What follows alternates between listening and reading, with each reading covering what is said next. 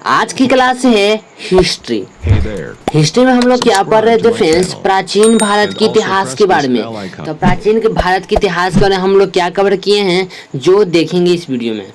तो चलिए फ्रेंड्स थोड़ा जूम कर लेते हैं ताकि और भी अच्छे से आपको दिख सके। तो हम लोग क्या क्या पढ़े हैं जो हम लोग देखने वाले हैं। हम लोग फ्रेंड्स पहला आदि मानव काल हम लोग पढ़ लिया है। दूसरा सिंधु घाटी का सभ्यता, तीसरा वैदिक काल, चौथा मगध साम्राज्य और पांचवा जैन धर्म और छठा बौद्ध धर्म, सातवां इस्लाम धर्म और आठवां ईसाई धर्म और नौवां फ्रेंड्स मौर्य साम्राज्य के बारे में हम लोग पढ़ रहे थे। अब मौर्य साम्राज्य का फ्रेंड्स ये जो है ये पांचवा वीडियो है, ठीक है। यदि आप शुरू से वीडियो नहीं देखे हैं तो लिंक इसका डिस्क्रिप्शन में आया, आप वहां से जाकर देख सकते हैं।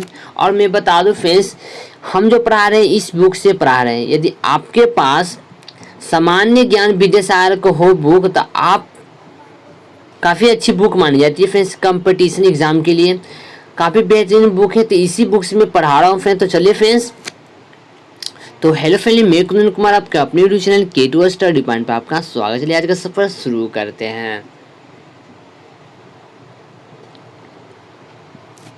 स्टडी मतलब K2 स्टडी पॉइंट।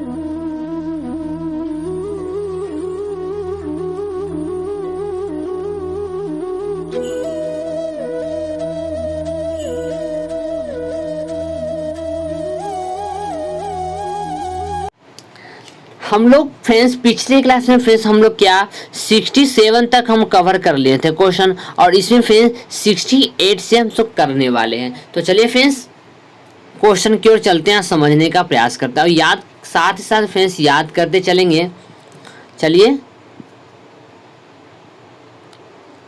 क्वेश्चन क्या फ्रेंड्स, क्वेश्चन को ध्यान से पढ़िएगा।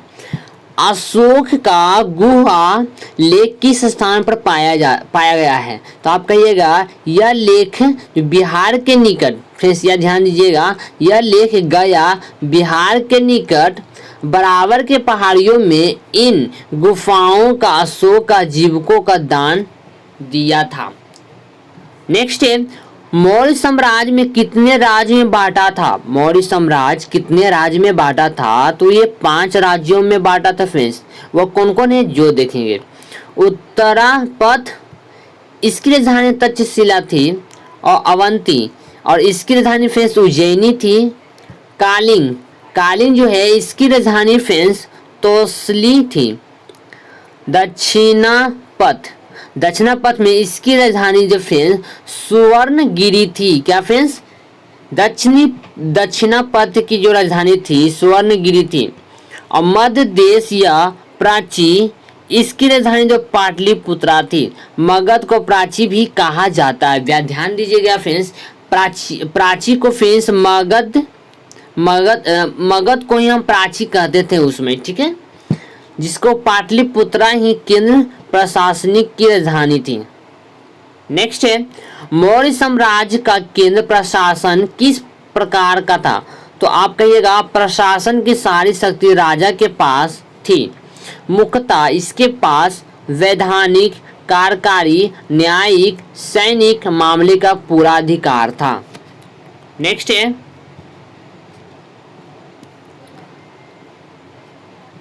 यहाँ पर फ्रेंड्स मौर्य काल में सम्राट राजा की सहायता के लिए किस प्रकार का व्यवस्था की गई थी? क्वेश्चन है फ्रेंड्स कि मौर्य काल में महाराष्ट्र राजा की सहायता के लिए किस प्रकार की व्यवस्था की गई थी वो जो देखेंगे। सम्राट की सहायता के लिए फ्रेंड्स मंत्री परिषद की व्यवस्था की गई थी। क्या फ्रेंड्स? मंत्री परिषद की व्यवस्था की गई थी, जिनमें मंत्रियों की संख्या कितनी थी? 18, और मैत्रिक, पुरोहित, सेनापति, युवराज को 18 मंत्रियों का प्रमुख स्थान दिया गया था। इस प्रकार से प्रशासन की सफलता पूर्वक चलाने के लिए 18 विभागों की स्थापना की गई थी, जिन्हें तीर्थ कहा जाता है। तो प्रत्येक विभाग का प्रधान अमात्य कहलाता था। नेक्स्ट है कि मौर्यकालीन मंत्रिपरिषद में कौन कौन से पद थे? मौर्य काल के समय फ्रेंड्स मंत्री परिषद में कौन कौन से पद थे उसके बारे में जान लेते हैं फ्रेंड्स, क्योंकि इससे क्वेश्चन आते रहते हैं। ठीक है, तो चलिए फ्रेंड्स इसके बारे में हम लोग जान लेते हैं वो कौन कौन से पद थे।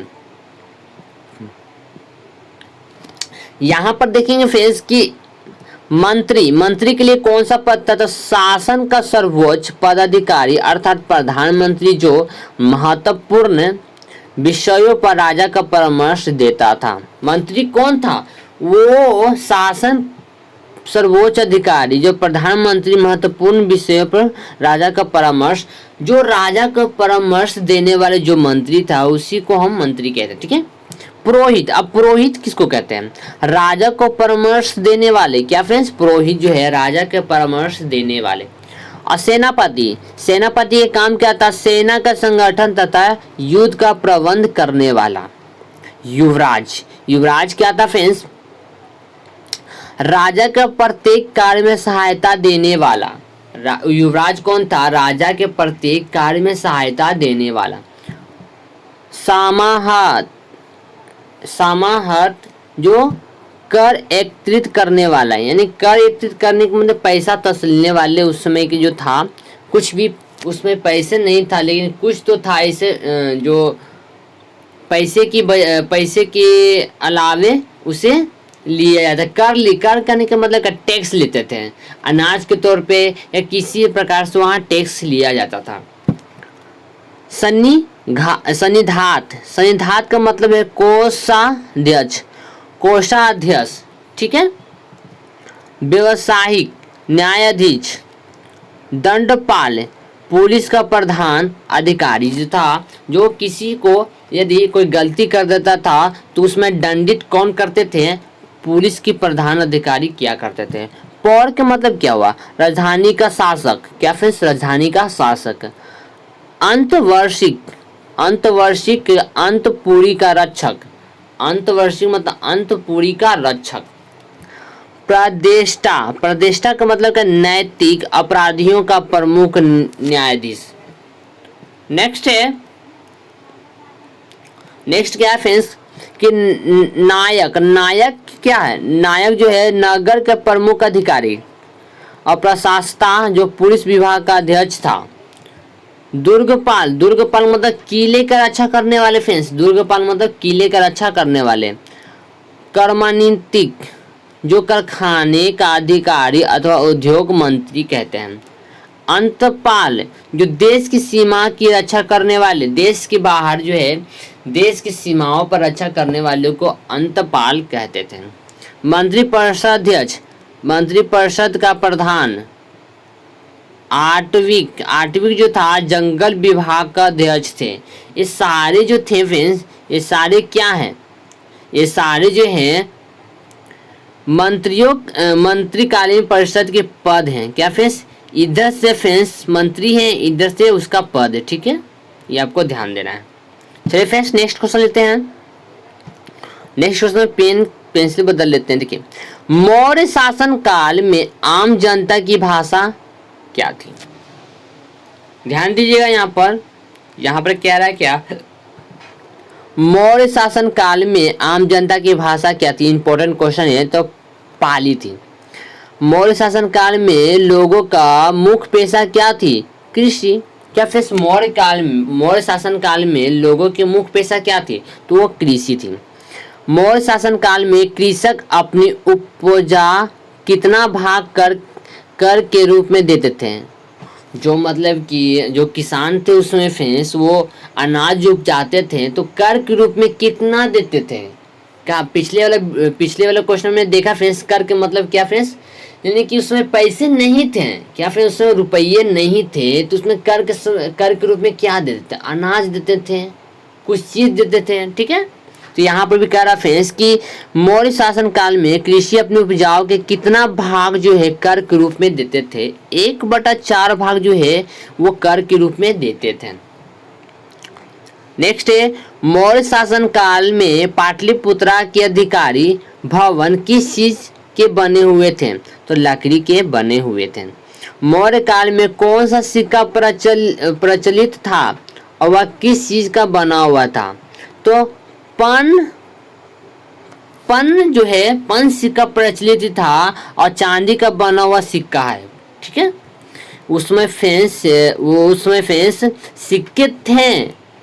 सिक्के थे। वो कौन चीज के थे फ्रेंड्स? वो चांदी के हुआ करते थे उसमें के सिक्के।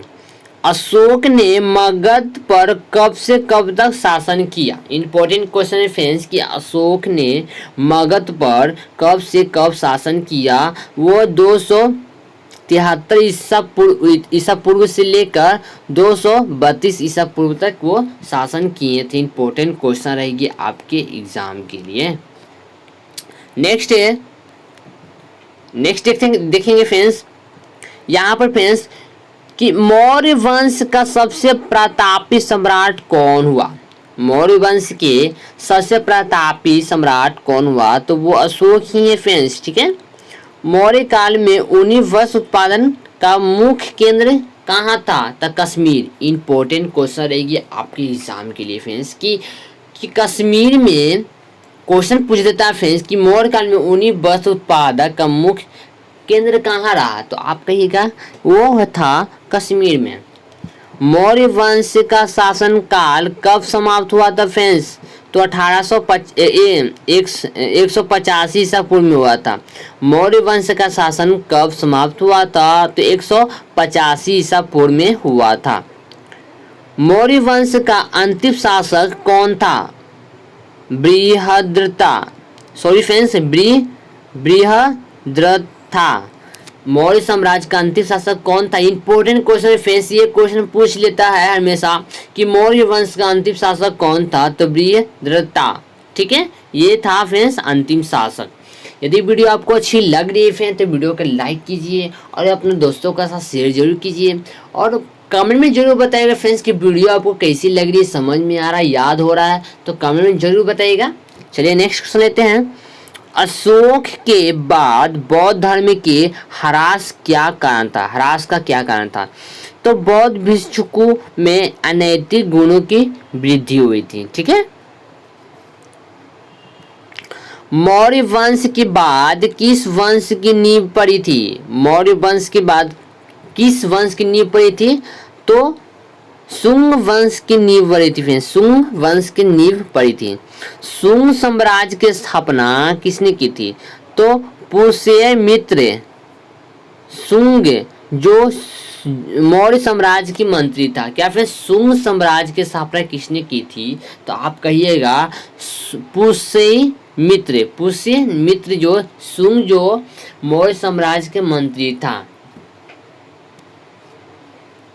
यहाँ पर फ्रेंड्स आपसे रिक्वेस्ट एक छोटी सी रिक्वेस्ट है, यदि वीडियो आपको अच्छी लगी फ्रेंड्स तो वीडियो को लाइक कीजिएगा और अपने दोस्तों के साथ शेयर जरूर कीजिएगा। तो अभी तक हमारे चैनल पर नए हैं फ्रेंड्स तो चैनल को कर लेंगे सब्सक्राइब और साथ ही साथ बेल आइकन को प्रेस करके ऑल पर कर देंगे ताकि हर वीडियो नोटिफिकेशन आपको मिलता रहे।